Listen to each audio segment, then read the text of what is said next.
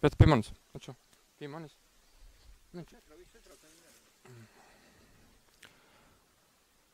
Lielā tevis kara upuru pieminekļi tiek iegravēti sekojuši vārdi. Mēs cilvēces brālības granīta mūris, cementēs drausmu un ciešanu javām, uzrakstījis Vēveris.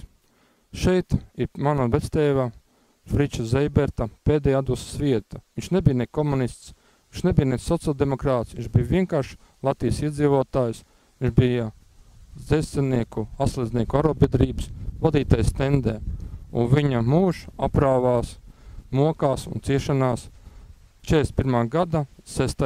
augustā, kad mana vecmāmas un mana tēva klātbūtnē Latvijas pašaizsardzības spēki, bendes, viņi nogalināja kopā vēl ar 5 Stendes arotbiedrību līderiem.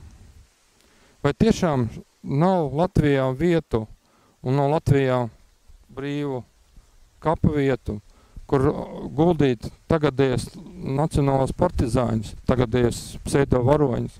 Vai tiešām arī šeit turpinās cīņa un dzīvu nāvēm starp bendēm un viņu upuriem? Vai tā nav Dieva zaimošana cilvēces vārdā?